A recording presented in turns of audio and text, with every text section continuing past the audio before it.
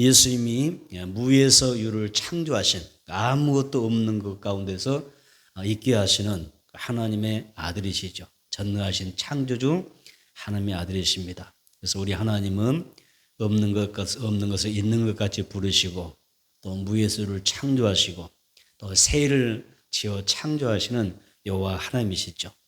그 하나님의 아들 예수님이 이 땅에서 사역하실 때에 떡과 물고기를 통하여 이적을 2번 일으키셨습니다. 그 이적이 뭐였어요? 떡과 물고기만으로 이적을 2번 일으켰는데 어떤 이적이죠? 오병이어의 이적과 또 칠병이어의 이적이었습니다. 오병이어란 어떤 거냐면 떡 5개와 물고기 2마리로 일으킨 이적. 칠병이어가 뭐죠? 7떡과 떡과 물고기 2마리로 이적을 일으켰을 때 이건 칠병이어라 이렇게 이야기를 합니다. 그래서 우리가 성경을 볼 때에 이 떡 5개 물고기 2마리 오병이어의 이적에 대해서는 자주 말씀을 들어요. 그래서 우리가 은혜 나누고 예수님이 오병이어의 이적을 일으켰습니다. 이런 말씀을 많이 나누는데 좀 어떻게 비슷하다고 여긴지 모르겠지만은 여기서 그런지 칠병이어를 우리가 자주 듣지 못합니다. 분명히 여기는 똑같은 어떤 떡 5개, 물고기 2마리, 뭐 차이는 2개밖에 안 나잖아요. 7개의 떡과 물고기 2마리 이렇게 이적을 행하셨는데 비슷한 것 같은데 그렇게 생각할 수가 있어요. 그래서 똑같다라고 생각하는데 약간의 차이점은 있습니다. 그래서 오병이어는 유대인을 향한 복음의 선포라면 칠병이어는 이방인을 향한 선포입니다. 그래서 그 대상이 누구냐, 이 이적을 행하신 그 대상이 누구냐에 따라서 오병이어가 되고 칠병이어가 되는 것입니다. 그래서 우리가 어쨌든 자주 비슷하다고 여기다 보니까 우리가 오병이어의 말씀도 있지만은 칠병이어를 많이 듣지 못하더라 그 말입니다. 그래서 오늘은 칠병이어의 이적도 있습니다. 이런 주제로 여러분과 말씀을 나누고자 합니다. 성령님이 오늘 우리 가운데 지혜와 계시형으로 임하셔서 하나님의 말씀이 깨달아지고 또 하나님의 뜻이 온전히 분별되면서 우리가 많은 은혜를 하나님 앞에서 받게 되기를 축복합니다. 그래서 오늘 예배를 통해서 우리가 영과 육의 이 풍성한 은혜를 받아 누려야 되겠고, 아멘. 또 내가 신령한 하늘의 복과 땅의 복과 내 자녀들, 내 가족들, 그리고 나의 산업, 나의 모든 생활 가운데서 하나님이 부어주시는 채우시는 그 은혜가 우리 모두에게 임하게 되기를 주님으로 축복합니다. 첫째로 누구든지 예수님께로 가면 은혜를 받게 되어 있습니다. 다시 한번 누구든지 예수님께로 나아가면 복을 받습니다. 은혜 받습니다. 잘 되게 되어 있습니다. 누구든지 예수님께로만 가게 되면 여기에 인생의 답이 있어요. 그래서 예수가 누구냐라고 할 때 그리스도라는 이야기를 하잖아요. 그래서 우리가 예수 그리스도라는 말을 합니다. 예수가 누구냐? 아무개는 어떤 삶이다라고 할 때 예수는 어떤 분이라고 할 때 뭐예요? 그리스도라는 거예요. 그분 우리들의 메시아이시고 나의 구주가 되시고 내 인생의 답이 되신, 내 인생의 해답이 되시는, 아멘. 내 인생의 나의 모든 삶의 전부가 되시는 그분이 바로 예수라는 거죠. 그래서 우리가 예수 그리스도 이렇게 이야기합니다. 그래서 예수님께로 나가게 되면 누구든지 반드시 좋은 일 많이 일어나게 될 줄은 믿습니다. 여러분 베데스다 연못가에 38년 된 병자가 있었어요. 복음서에 보게 되면 38년 된 병자가 있었는데 그 연못가에서 있었습니다. 그 이유가 뭐냐면 연못에 물이 천사가 와서 물을 동하게 하는데 움직이는데 이 물을 일으킬 때에 여기에 가장 먼저 뛰어가는 사람이 병이 낫는다는 그런 내용이 있었습니다. 그래서 이 38년 된 병자도 연못가에 다 걸터 앉아있고 누워있다가 어때요? 이 연못에 물이 동할 때, 움직일 때 가장 먼저 뛰어들어서 뭐 하고 싶어요? 병을 고침받고 싶은 그런 간절함이 있었습니다. 그런데 이 병자는 어때요? 38년 된 병자이기 때문에 누군가가 나를 도와줘야만 그 연못에 들어갈 수 있다고 하는 한계가 있었습니다. 그래서 누군가가 나를 도와서 연못이 동할 때 나를 이곳에 넣어주어서 내가 고침받고 싶은 그런 간절함이 있습니다. 그런데 이 사람에게는 어때요? 그럼에도 불구하고 그 누구도 이 사람을 도와주지 않습니다. 도와주지 않습니다. 그래서 연못에 들어갈 수가 없습니다. 여러분 이것이 무슨 이야기입니까? 결국에는 이 땅에서 나를 도와줄 자는 없어요. 나와 여러분도 마찬가지입니다. 누군가가 나를 도와주고 살잖아요. 어떤 누구로부터 도움을 받고 지금까지 살아올 수가 있어요. 하나님의 은혜로도 우리가 살아왔지만은 그 누군가 부모나 형제나 누구 어떤 친구로부터나 어떤 동료로부터 도움받아 여기까지 살아왔을 겁니다. 그러나 그렇게 살아왔지만 결국에는 내 인생에 정말 내 인생의 최고 어떤 상황이 이뤘을 때에 과연 그들이 여러분들의 도움이 될 수 있느냐? 없더라는 거죠. 그래서 이 땅에는 나를 도울 자가 없다. 나를 낳아준 부모도 나를 도울 수 없는 한계가 있는 거고요. 나의 사랑하는 배우자일지라도 우리가 물론 서로 사랑하고 돕고 살아가지만은 나의 배우자도 나를 도와줄 수 없는 어떤 인간의 한계가 있는 것입니다. 자녀가 나를 도와줄 수 있나요? 어느 선까지 도와줄 수 있고 나에게 효도할 수 있지만 그러나 어느 선에 더 큰 어느 부분에 가게 되면 도와줄 수 없는 한계가 있는 것입니다. 내가 만약 어떤 예를 들면 중병이 들어서 내가 어떤 사형선고를 받았다고 생각해 보세요. 어느 선까지 내 부모나 형제나 자녀가 도와줄 수 있지만 나와 죽음까지 함께 할 수 없잖아요. 나를 죽음으로부터 해방시킬 수 없잖아요. 나를 이 불치의 병으로부터 나를 해방시킬 수 없잖아요. 때로는 의사가 손을 놓을 수밖에 없잖아요. 그런 한계가 있다는 것입니다. 옛말에 그래서 이런 말이 있잖아요. 김병에 뭐가 없어요? 효자가 없다 그랬거든요. 내 부모가 아프면 자녀들이 얼마나 효도할까요? 얼마나 안타까워하고 슬퍼하고 애통해하면서 어떻게 됐으니 부모님 고치고 살려보려고 애쓰지 않겠어요? 그러겠죠? 우리 모든 가족들, 사랑하는 가족들 다 그렇게 살지 않겠습니까? 그런데 김병희는 효자가 없더라.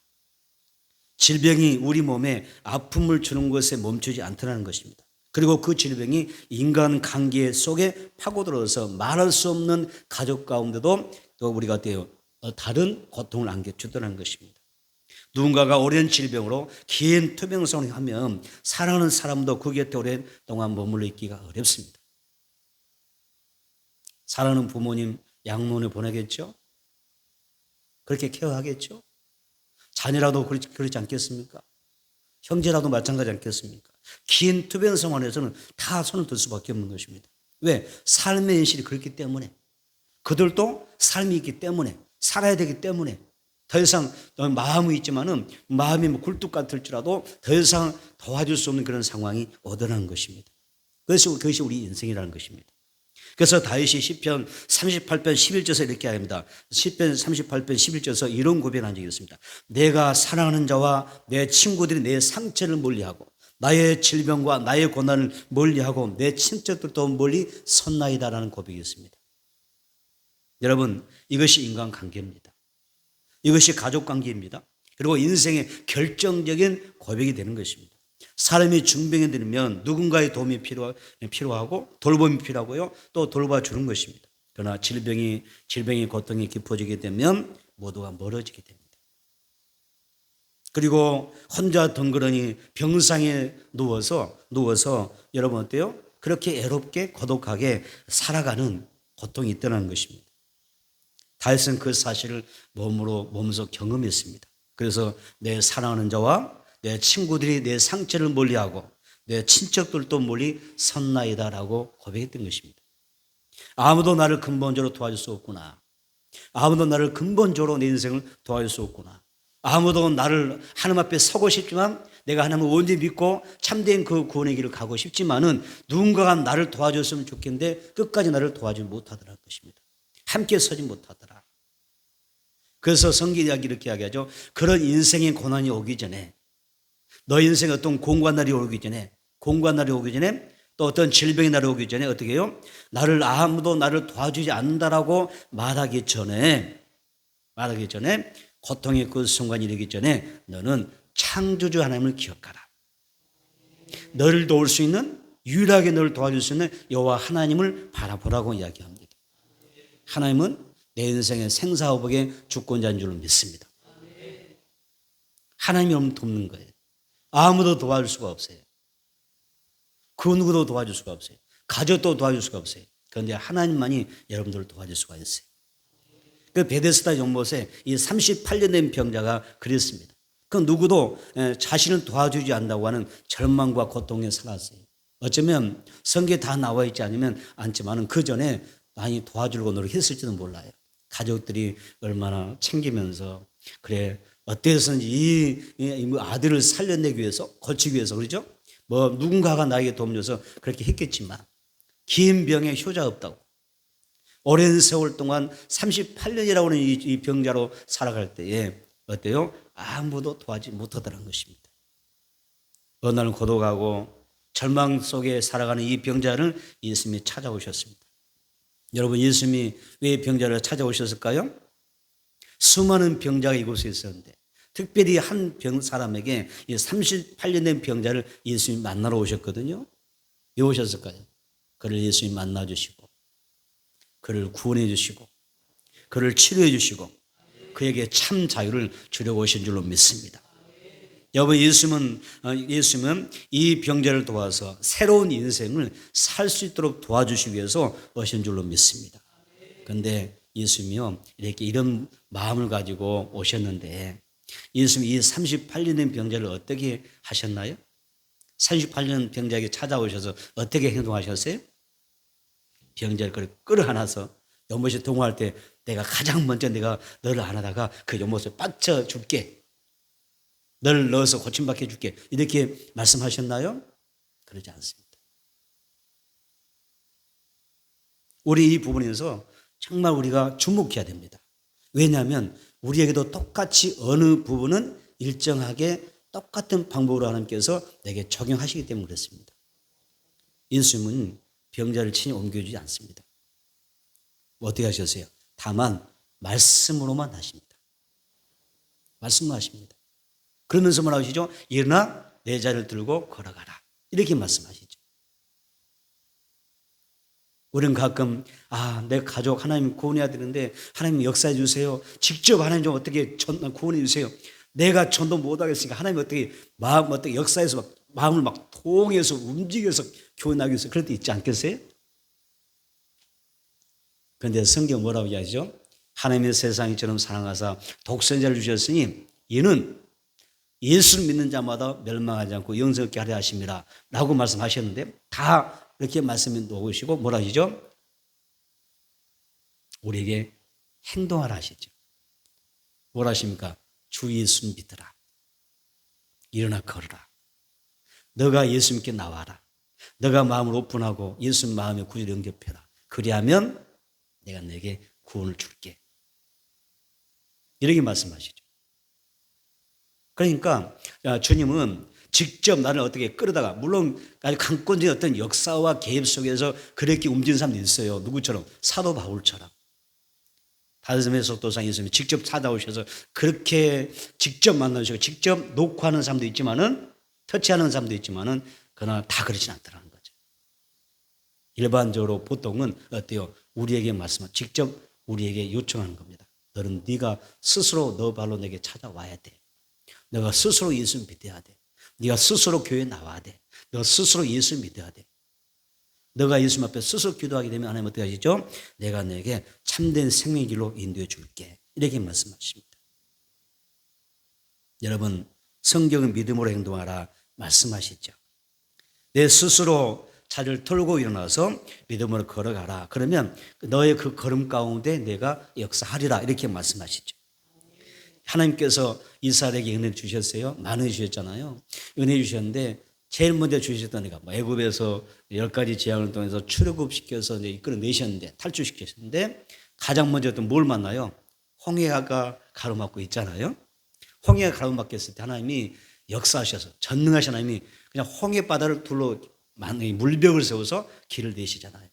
그리고 밤새도록 동풍을 불어서 이 길을 마르게 하시고 이스라엘 민족을 건너게 하시는데 어떻게 하셨어요? 홍해 길을 여신 것은 하나님이 하신 거예요. 그리고 뭐라 하시죠? 이 길을 누가 통과해야 돼요? 너가, 너희 스스로가, 내 사는 가족의 손을 잡고 어머니, 아버지, 할아버지 하나님의 손을 붙잡고 사랑하는 자녀들의 손을 붙잡고 어떻게 그 길을 통과해야 구원받는 것입니다. 네. 은혜는 하나님께서 홍해길을 열어놓으셨지만 그 길을 걸어가야 될 사람은 누구죠? 나인 것입니다. 그럴 때 하나님께서 어떻게 하세요? 여기에서 구원의 은혜를 허락해 주시는 것을 볼 수가 있습니다. 여러분 하나님의 은혜는 그래서 가만히 앉아서 못 받는 겁니다. 누워있어도 안 되고요. 그냥 앉아서 가만히 쳐다보아서 은혜가 오는 게 아니잖아요. 하나님의 기적을 체험하려면 내가 믿음으로 행동해야 됩니다. 믿음으로 순종하고 나아갈 때에 하나님의 돕는 손길이 역사할 줄로 믿습니다. 그래서 우리 인생에 믿음으로 살면 믿음으로 주님 따라서 예수님이 걸어가신 그 방향으로 내가 길을 걸어가게 되면 하나님의 돕는 은혜가 임하는 것입니다. 여러분 인생에 돕는 은혜가 많이 있기를 축복합니다. 이 한 주에도 하나님의 돕는 은혜가 여러분의 가정 가운데 있었으면 좋겠어요. 성령께서 일하시는 원합니다. 그래서 내 가정과 내 사는 자녀들 가운데, 내 산업 가운데, 살아가는 그 모든 삶의 가운데 하나님이 일하시는 역사를 경험하기를 바랍니다. 따라서 봅시다. 내 믿음대로 될지어다. 아멘. 너의 믿음대로 될지어다. 우리에게 뭘 요구하시죠? 믿음을 요구하시잖아요. 주님의 음성입니다. 너의 믿음도 될지어다. 믿음으로 행동하는 것입니다. 그래서 믿음이란 말씀대로 순종하는 것이다. 믿음이란 뭐냐? 우리가 믿고 확신하는 대로 행동하는 것입니다. 12회 동안 피를 쏟았던 혈루증 같은 여인이 예수님 지나실 때 어떻게 되세요? 믿음으로 예수님이 나갑니다. 행동하죠. 내 믿음대로 될지어다. 행동하잖아요. 그래서 가서 내가 예수님 지나가실 때 예수님의 옷자락만 만져도 내가 남 받으리라. 그런 확신을 가지고 직접 가서 만졌던 잡았더니 어떻게 돼요? 하나님의 능력이 이 여인에게 흘러 들어가죠. 신유의 기름부음이 임하면서 어때요? 이 여인이 깨끗이 고침받는 역사가 일어나게 되죠. 믿음대로. 오늘 여러분들은 하나님 앞에 어떤 믿음을 보여드릴 수 있나요? 내가 어떤 믿음을 보여드릴기에 하나님께서 역사하실 수가 있을까요? 죽었던 야이로의 딸이 있었습니다. 이 야이로의 아버지가 하나님 앞에 예수님 앞에 와서 믿음으로 간청하잖아요. 내 딸 죽어가는 이 딸을 살려달라고 간청할 때 예수님께서 깨끗이 고쳐주시고 살리는 것을 볼 수가 있습니다. 또 가늠하다 잡혀서 돌에 맞아 죽어야 될 운명했던 이 한 여인이 예수를 만나서 믿음으로 죄용서함 받게 되고 그리고 죽음의 자리에서 구원받게 된 줄로 믿습니다. 사마리아 여자는 예수님을 우물가에서 만났잖아요. 예수님이 우물가에 만나서 예수님의 그 생명의 복음을 들으면서 여기서 영생하도록 솟아나는 영생수를 마시게 됩니다. 오늘 우리들에게 은혜들이 있기를 바랍니다. 자, 마태복음 15장 32절 보겠습니다. 마태복음 15장 32절 한번 읽겠습니다. 마태복음 15장 32절 읽겠습니다. 시작. 예수께서 제자들을 불러 이르시되 내가 무리를 불쌍히 여기노라. 그들이 나와 함께 있은지 이미 사흘임에 먹을 것이 없도다. 길에서 기진할까 하여 굶겨 보내지 못하겠노라. 몇 줄. 30절. 내가 무리를 불쌍히 여기노라. 이게 누구의 마음이죠? 하나님의 마음. 주님의 마음이잖아요. 내가 불쌍히 여기노라. 무리를 불쌍히 여긴다. 그래서 예수님은 긍휼히 여기시는 하나님이십니다. 긍휼히 여기신다. 나를 불쌍히 여기시는 하나님이시다. 그런데 우리가 긍휼히 여김을 받는 게 굉장히 중요해요. 성경에 보게 되면 예수님에게 간청했던 어떤 질병 가운데 어떤 삶의 문제 가운데서 간청했던 사람들이 기도 내용 가운데 뭐가 있냐면 주여 나를 긍휼히 여기소서. 다윗의 자손 예수여 나를 불쌍히 여기소서. 이런 고백이 있어요. 그래서 긍휼의 은혜를 받는 게 중요합니다. 주님이 나를 불쌍히 여기시면 내게 긍휼의 은혜를 베풀어 주시면 내 모든 삶이 회복될 줄은 믿습니다. 치유가 될 줄은 믿습니다. 그래서 이런 긍휼히 여겨 주옵소서. 그 예수님은 불쌍히 여기신 분이더라는 거죠. 그런 긍휼히 여기는 마음을 가지고 계셨어요. 그러면서 끝에 보니까 길에서 기전할까 굶겨 보내지 못하겠노라. 이런 말씀 하시잖아요. 예수님이 어떤 성품을 가지셨느냐, 품성이냐 보면은 예수님은 뭐예요? 채우시는 하나님이더라고요. 그리고 내게 복을 주시는 하나님이십니다. 내가 굶는 거 못 보셔요. 여러분들이 어려워하는 거 못 보셔요. 하나님께서는 여러분들이 힘드는 것을 그냥 보고 계신 분만 아니에요. 반드시 하나님은 채우시고 도우시고 행하신 하나님, 부어주신 하나님인 줄 믿습니다. 그런 믿음이 필요합니다. 하나님 앞에 나갈 때는 다른 것보다는 가장 중요한 게 뭐예요? 믿음으로 나가는 게 중요합니다. 자, 예수를 우리가 구원받을 때 어떻게 구원받아요? 예수를 믿음으로 구원받잖아요. 우리가 어떻게 응답받습니까? 믿음으로 기도 응답 받잖아요. 믿음으로 나가는 게 중요합니다. 자, 여기에 보게 되면 오늘 본문에는 예수님의 말씀을 듣기 위해서 여자와 아이 외에 장제만 4,000명이 모여들었다고 했어요. 당시 그 2000년 전의 상황인데 어떻게 그렇게 많은 사람이 이 엄청난 수가 모여들 수 있겠는가? 이게 과연 가능한가라고 생각할 수 있습니다. 그런데 가끔 그런 때가 있습니다. 이 예루살렘 중심으로 이스라엘은 이 절기를 지키려고 순례자들이 많이 오는 때가 있습니다. 그럼 전국에서 사람들이 모여드는 거예요. 순례자들이 모여들었죠. 순례자들이 모여들면 그래서 전국에서 모여들면 4,000명은 금방 되겠죠. 그렇죠? 순례자들이 왔다가 예수님의 소문을 듣고 예수님 앞에 나가서 말씀을 들으려고 모여드는데 그게 4,000명이 되고 5,000명이 되는 것입니다. 그러면 좀 이해가 되시죠? 이렇게 되는 것입니다. 그래서 이때도 말씀을 듣기 위해서 여자와 아이에 4,000명의 장정만 남자만 4,000명이 몰려들었습니다. 그래서 주님께서 그에게 예수님에게 나오는 모든 사람들의 질병을 고쳐주시니까 사람들이 갈지를 못합니다. 예수님 앞에 사람들이 병자가 모였는데 예수님이 그냥 다 고쳐주시거든요. 하나님의 능력을 막 고치고 병자가 고침받고 일어나니까 이들의 삶 놀래기도 하고 막 은혜가 되니까 가지는 않는 거예요. 모여들기만 하지. 많은 사람이 집으로 가지 않다가 같이 머물러 있었는데 예수님과 함께 머물다가 며칠 모여 있다고 했었어요? 3일 동안 모여 있었습니다. 사흘 동안 같이 있다가 그리고 이제 지났는데 이제 뭐가 있어요? 먹을 것이 다 떨어지는 거죠. 쌓아왔던 정주도 떨어지고 도시락도 다 떨어지고 먹을 만한 다 떨어지고 없는 거예요. 이제 그때부터 사람들이 굶주리면서도 말씀이 너무 귀하고 은혜가 너무 사모되어지니까 떠나지 않고 있는 거예요. 그런 상황입니다. 그래서 이제는 예수님이 다 이제 돌아가게 하실 때에 굶주리는 속에서 많은 사람이 먼 길을 자기 각자 고향으로 집으로 돌아가는 그런 상황이 되는 것입니다. 그때 예수님께서 내가 이 무리를 불쌍히 여긴다.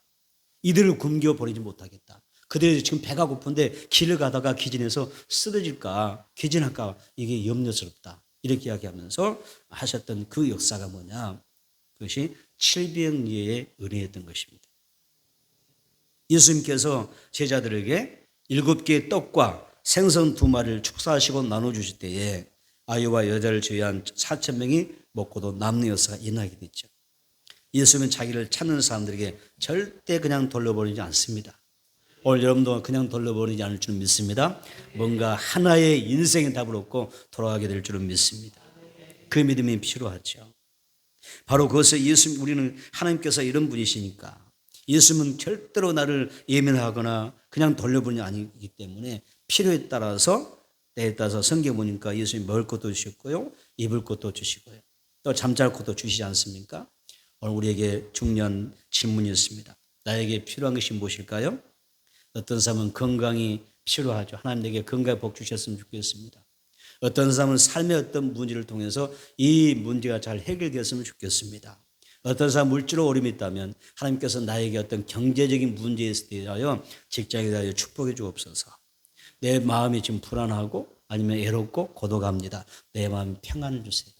아니면 내게 위로해 주세요. 내 어떤 소망을 주세요. 이렇게 말할 수 있지 않겠습니까? 그런 것이 있다면 우리 어떻게 해야 돼요? 예수님께 나가는 거예요. 예수님은 절대 그냥 덜러보지 않아요. 나를 불쌍히 여기신 분이에요. 그래서 내 필요를 채워주신 분이지 않습니까?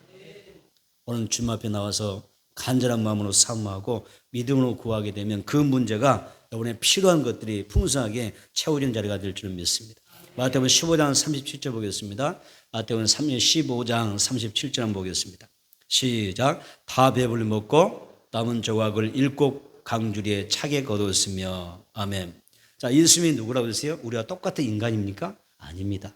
사람의 몸을, 성경이 이야기하죠. 사람의 몸을 입고 있다는 것은 하나님이라 얘기합니다. 하나님이 우리와 똑같은 모습으로 오셔서 나를 죄에서 구원하시고 내게 영원한 생명의 그 길을 제시하기 위해서 우리에게 길과 진료 생명으로 되셔서 나로 하나님 앞으로 인도하기 위해서 오신 하나님 자신이었던 것입니다. 그 예수님이 여러분 오병이 일으키지 못합니까? 그 예수님이 그 하나님이 700일 일으키지 못하겠습니까? 떡 7개로 물고기 2마리 가지고 우리가 4천 명 먹이고 7하고 강주 남았다는데 이게 불가능한 이야기입니까? 그렇지 않다는 것이죠. 그런데 이것은 인간의 어떤 상식과 지식으로는 이해가 안 되고 납득이 안 될 수밖에 없습니다. 성령 오셔서 내게 하나님의 영이 성령 오셔서 내 안에 딱 충만하게 되면 그 자체가 깨달아지게 되고 알게 돼요. 그리고 믿어지게 됩니다. 아, 실제구나. 이거 실제 사건이구나. 단순한 무슨 소설과 어떤 뭐 내용 책의 이야기 그 뭐 소스와 같은 그 내용의 것이 아니라 어떤 인간의 작가의 작품에서 만들어진 게 아니라 생명의 말씀에 기록된 실제 역사적 사건이구나. 이걸 알 수가 있게 됩니다. 그 은혜를 우리가 받아야 됩니다. 저도 성령 받기 전에는 믿음이 잘 안 갔다고 그랬잖아요.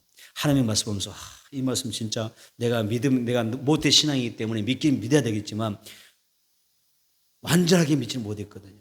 성령 딱 받으니까 다 실제로 하나님이 살아계시고 실제로 하나님이 일하신 것을 알게 돼야죠. 그게 믿어집니다. 인간의 방법은 그냥 우리가 뭘 주입해서 우리가 이걸 알고 이해하고 믿어지는 게 아닙니다. 성령이 오시면 다 알게 되는 것입니다.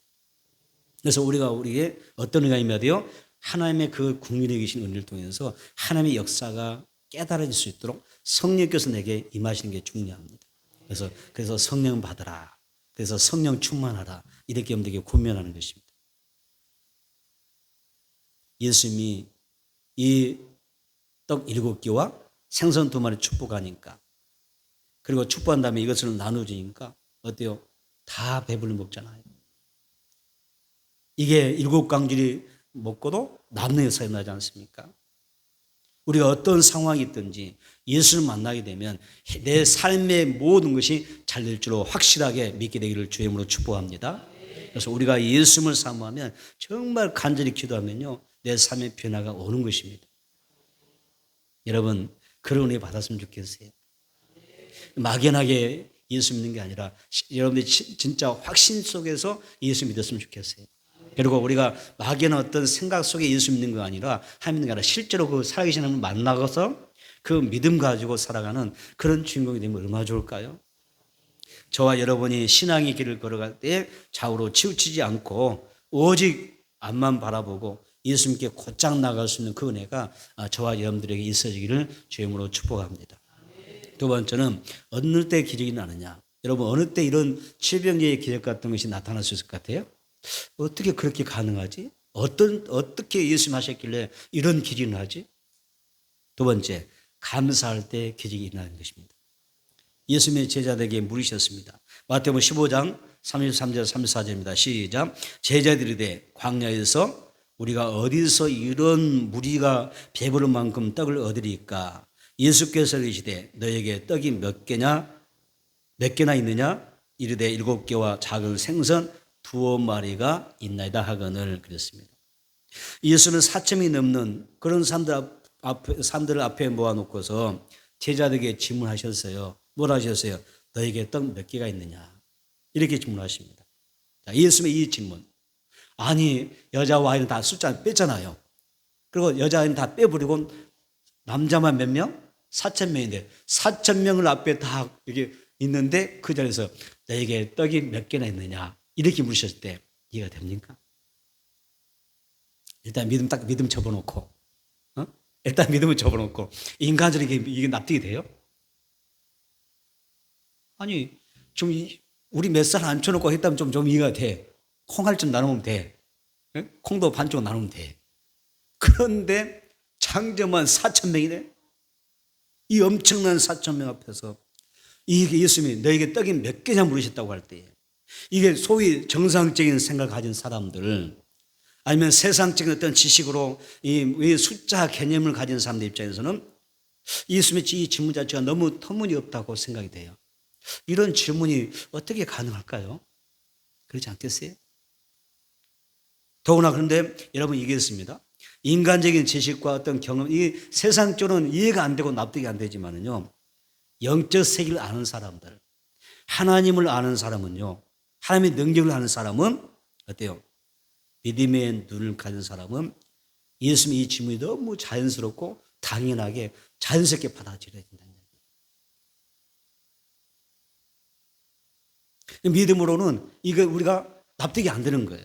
믿음이 있으니까 납득하고 우리가 받아들일 수 있는 거지. 내가 믿음 없이는 도무지 예수님 질문 자체가 우리가 납득 못 해요. 4,000명이 넘어요. 4,000명이 넘는데 떡 몇 등에 해당되겠습니까? 누구의 입에 풀칠하겠습니까? 이걸 가지고 4,000명이 넘는데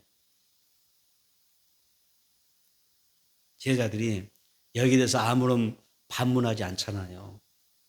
반문하지 않고 뭐라고 했습니까? 다른 말 한마디도 못하잖아요. 뭐라고 하죠? 뭐라고 하죠?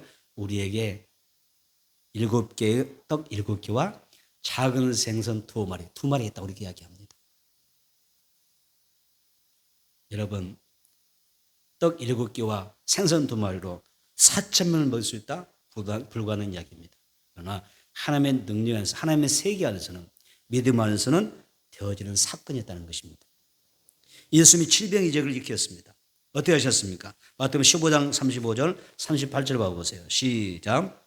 예수께서 무리에게 명하사 땅에 앉게 하시고 떡 7개와 그 생선을 가지사 축사하시고 떼어 제자들에게 주시니 제자들이 무리에게 주매 다 배불리 먹고 남은 조각을 7강주에 차게 거두었으며 먹은 자는 여자와 어린이 외에 4,000명이었더라 그랬습니다. 여기서 우리가 이 말씀 가운데 아주 중요한 단어가 하나 있습니다. 36절에 보게 되면 아주 하나의 중요한 단어가 있는데 여기 보니까 떡 7개와 그 생선을 가지사 몇 줄 있습니다. 축사하셨다는 것입니다. 축사하셨다. 이거 일반적인 축사가 아니잖아요. 이 축사는 단어가 있는데 축사는 헬라어로 유카리스테오라고 합니다. 유카리스테오. 이 유카리스테오라고 하는데 자, 이 오빈여 때 예수님이 축사하셔서 떡을 나누셨잖아요. 700일 때도 이 떡을 떼서 축사하고 나누시잖아요. 축사하고 떡을 떼어 나누시잖아요. 그런데 오병이어 때 사용된 단어와 700일 때 사용된 축사의 단어가 다릅니다. 우리 한국말로는 한국어로는 똑같은 단어로 축사로 표현되어 있지만은 여러분의 원문에서는 헬라어에서는 어떻게 되냐면요. 이 오병이어 때 축사는 율로게오라 그래요. 율로게오라는 단어가 사용됐고요. 이 율로게오는 어떻게 되냐면 칭찬하다, 축복하다, 찬양하다는 뜻이에요.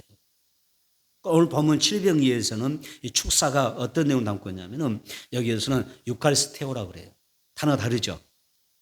5병일 때도 축사죠. 7병일 때도 축사죠. 그런데 헬라어에서는 5병이 뭐라고 단어가 여기서 율로게오. 즉 7병의 축사는 유카리스테오라는 단어. 단어가 달라요. 그런데 이 7병 때 축사라는 단어 유카리스테오는요. 감사하다. 은혜를, 하나님의 은혜를 말하라는 단어예요. 단어 의미가 약간 달라요. 비슷한데 좀 다른 면이 있어요. 그렇죠? 그러니까 7배 때 떡 7개와 생선 2마리 딱 손에 들고 예수님이 축사하시는데 이게 뭐예요? 뭐라 했어요? 하나님 감사하는 거예요. 4,000명의 인구를 사람들을 숫자를 앉혀놓고 그 앞에서 예수님께서 하나님께 감사하는 거예요. 떡 7개가 있으면 감사합니다. 생선 2마리가 있으면 감사합니다. 여러분 이 감사가 가능할까요? 감사 시켰어요? 아, 이 정도 되면 보통 믿음이 아닌 것 같은 우리가 그런 생각할 수 있잖아요.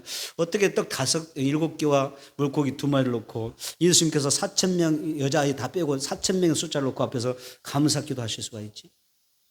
그리고 하나님의 은혜에 대해서 말할 수가 있지? 그런데 예수님 그렇게 하셨어요. 예수님 감사하셨죠. 하나님께 감사합니다. 여러분 질병의 이적은 유카리스테오 다시 말하면서 하나님 앞에 감사할 때 일어나는 기적이었던 것입니다. 떡 7개와 생선 2마리는 4,000명이 먹기는 전혀 불가능한 것입니다. 장정 한 사람이 먹기도 사실 부족할 것입니다. 그런데 이 작은 은신이 어떤 결과를 가져왔나요? 예수님이 감사로 축사하고 나눠줬을 때 칠병여의 기적이 나지 않습니까? 4,000명 이상이 배불리 먹고 남은 조각을 7강주에 차게 거두었던 것입니다. 여러분 축사할 때 유카리스테오라고 하는 이 단어처럼 우리가 하나님 앞에 매사에 감사할 때 여기에 뭐가 있나요? 하나님의 기적이 임하는 것입니다. 그래서 감사를 많이 하세요. 감사가 매우 중요합니다. 하나님은 감사하는 사람을 귀하게 보십니다. 우리가 힘들 때 있잖아요. 힘들 때 감사합니다. 아플 때 있잖아요. 아이고 힘들어 죽겠네 이런 것도 있을 수가 있고 아이고 너무너무 힘들어 죽겠어요. 너무 아파요. 그럴 수 있지만 하나님의 자녀 어때요? 감사할 때 기적이기 때문에 아플 때 하나님 감사하는 겁니다. 어떤 생활이 어려움이 있을 때 하나님 감사하는 것입니다. 이럴 때 하나님 앞에 더 기도할 수 있게 하는 것, 하나님은 바라볼 수 있게 하는 것도 감사가 되지 않습니까?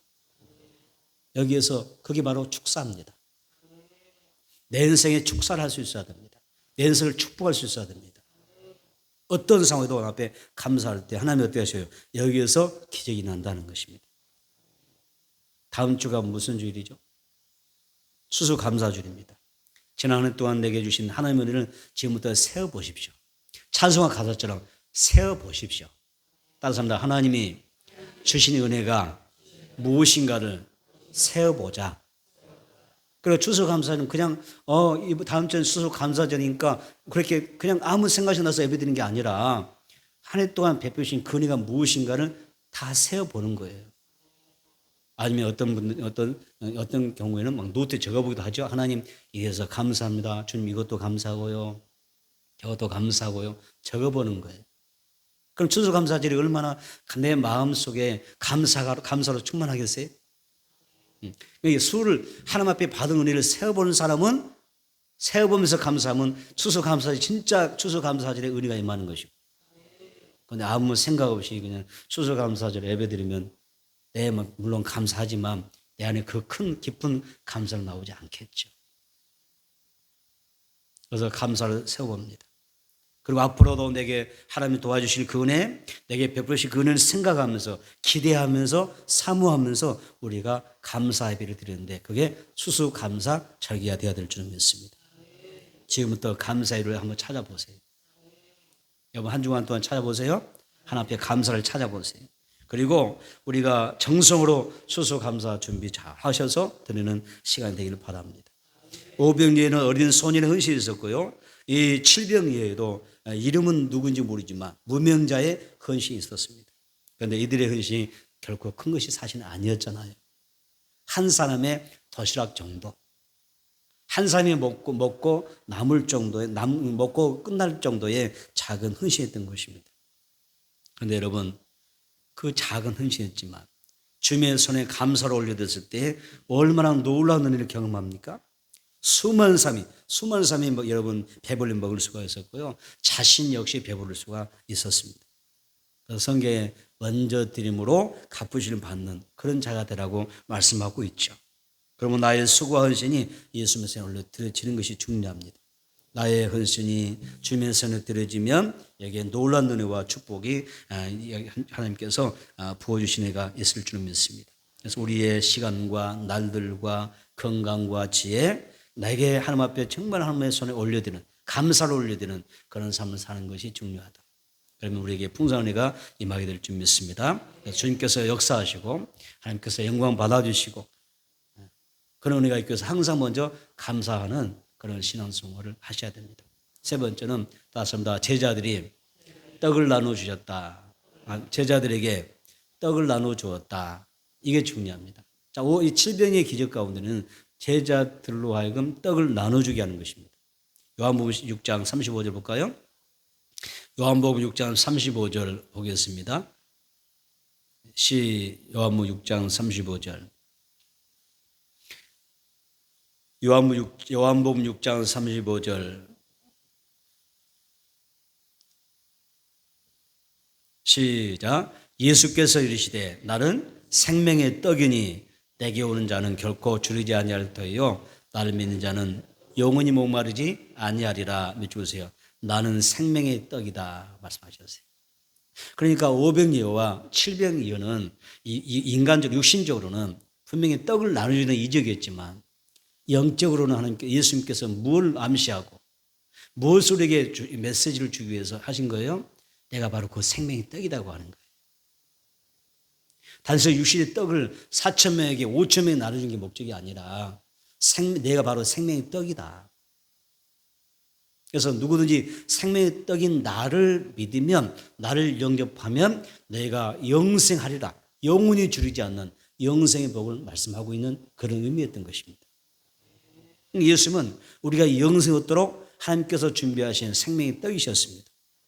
하나님께서 광야에서 이스라엘 백성들에게 만나를 주셔서 그 생명을 유지하게 하셨던 것처럼 이게 나에게 우리 가족들에게 예수님은 생명의 떡을 주셔서 그 생명의 떡을 받아 먹음으로 다시 말하면 믿게 함으로써 어떻게 영생의 은혜를 누리게 하겠다는 것입니다. 우리가 예수 믿고 따를 때 예수님 어떠신 분이에요? 내 인생도 책임져 주겠다는 뜻도 되지만 죽음 이후에 내가 천국에서 영생 복락을 누리게 하는 그런 복을 주시겠다고 말씀하는 일인 줄 믿습니다.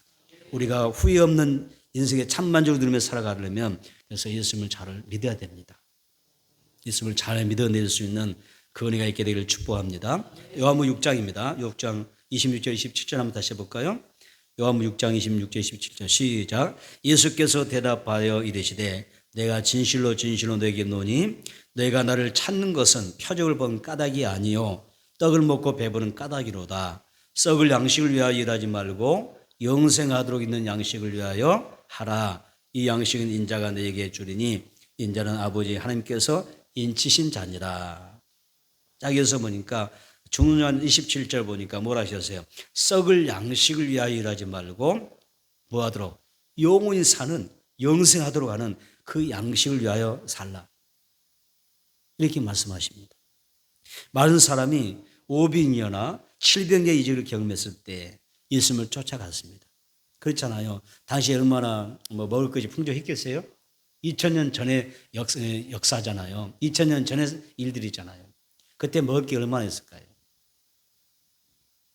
먹는 것이 변변치 않겠죠. 그렇죠? 먹을 만한 게 별로 없을 거예요. 그런데 예수 믿기 갔더니 막 예수님이 이적을 행하는 거예요. 500여도 일으키고요. 700여도 일으키고요. 아니 세상에 이런 일이 있나요? 이런 하나님의 전능한 그 능력으로 막 5,000명, 4,000명 그 역사에 가니까 사람들이 그냥 혹하는 거죠. 예수만 열심히 따라다니면 절대 굶진 않겠다. 절대 배고프진 않겠다. 그런 마음 들지 않겠어요? 그 사람들이 예수님 앞에 갔더니 떡을 얻어먹게 되니까 떡을 얻어먹으려고 찾아간 것입니다. 떡 먹고 배가 부르니까. 그때 예수님께서 이 무리를 보면서 한 가지를 보시죠. 이 사람들이 왜 나를 지금 찾아오는가? 떡을 얻어먹으려고 오는구나. 목적이 그거구나. 그래서 그 무리들을 향해서 예수님이 말씀하십니다. 삶의 목적이 어떻게 된다고요? 좀 바뀌어야 된다는 것입니다. 그래서 예수님이 믿는 목적이 세상의 어떤 부와 명예나 권세와 같은 이 양식을 이 땅에서 피로 우리가 물론 얻는 것이니까 어디에 또 살아가기 때문에 이걸 얻기 위해서만 예수 믿는 것이 아니다는 거예요. 예수 믿으니까 성공했다 하더라, 뭐 건강했다 하더라, 병거점 받았다 하더라. 이것만 우리 목적이 될 수 없다는 거죠. 그 삶에는 절대적인 이야기고 절실한 문제지만 더 큰 인생의 목적을 먹게 되면 부차적인 일일 뿐이죠. 그렇죠? 그래서 이것만 전부가 아니다. 뭐죠? 적어도 내가 예수 믿고 구원받아서 하나님의 자녀가 됐다면 어떻게 천국을 아는 사람이라면 먼저 그의 나라와 의를 구하는 삶을 살아가야 된다고 말씀하는 것입니다. 그래서 썩을 양식을 위하여 일하지 말고 영생하도록 얻는 양식을 위해서 살아라 이렇게 말씀하는 것입니다. 다시 말해서 내가 예수 믿고 구원받아서 자녀가 되고 성령 받아 내가 천국을 소망하며 사는 삶이라면 이제 내가 주님에서 사는 것입니다. 그리고 하나님의 나라와 영광에서 사는 것이고 죽을 영혼을 살리는데 생명의 떡을 누군가에게 주는 삶을 살아가는 것입니다. 그것이 삶은 내 인생의 삶의 목적이 되어야 한다는 이야기죠. 마태복음 15장 30절 다시 한번 보겠습니다. 마태복음 15장 36절을 볼까요? 오늘 700예의 목적 가운데 하나님이 예수님이 베푸신 목적 가운데 가장 중요한 목적일 수가 있습니다. 마태복음 15장 30절 시작. 떡 7개와 그 생선을 가지사 축사하시고 어떻게 했어요? 떼어서 몇 줄 제자들에게 주시니 제자들이 무리에게 나눠주는 것입니다. 여기에 가장 중요한 이 본문의 말씀의 포인트가 있는 것입니다. 우리가 질병인을 보면서 그러면 하나님 앞에 내가 은혜받고 구원받은 자녀로서 어떠한 삶을 살아야 되느냐? 어떻게 우리가 질병의 은혜를 받고 내가 하나님의 뜻 가운데 이 이외의 은혜를 나눌 수 있느냐라고 할 때 바로 이 부분에서 딱 우리가 붙잡게 되는 것이죠. 예수님이 축사한 다음에 그렇죠? 그리고 제자에게 주면서 이걸 갖다가 무리들에게 어떻게 해요? 나눠주라고 말씀하잖아요. 이것이 우리의 사명이라는 것이죠. 하나님께서는 나를 영생하게 하는 생명의 떡 대신 예수님을 허락해 주셨습니다. 우리가 구원받고 성령 받은 이유가 생명의 떡인 예수 그리스도로 말미암아 내가 받은 은혜인 줄로 믿습니다. 그리고 생명의 떡을 받았다면, 예수 믿고 네가 구원받았다면 어떻게 너도 다른 사람들에게 이 생명의 떡을 어떻게 하라고요? 나누어 달라는 거죠. 내게 떡을 준 것입니다. 손에 쥐어주면서, 생명의 떡을 내 손에 쥐어주면서 이것을 다른 사람이 나눠주라는 거예요. 나는 아는 사람들. 어떤 사람이 전도지도 생명의 떡일 수가 있잖아요. 예수 믿고 천국 갑시다. 생명의 떡을 나눠주는 하나의 행위가 되죠. 믿음의 행동일 수가 있겠죠. 여러분, 내 자녀에게 생명의 떡을 많이 먹입시다. 내 사랑하는 부모에게도 생명의 떡을 나누시기 바랍니다. 드리시기 바랍니다. 일가 친족에게, 이웃에게, 동료에게, 친구들에게도 영생하게 하는 생명의 떡 예수를 주는 것입니다. 그러면 그분이 영원히 사는 것입니다. 영원한 천국 가게 될 줄 믿습니다. 우리 아이들이 참 그 부모님에 대한 사랑이 많은 것 같아요. 엄마 아빠 전도에서 굉장히 힘쓴 것 같아요. 우리 주자선들 함께 천국 가자고 그런 마인드를 가지고 있더라고요. 참 감사한 이야기죠.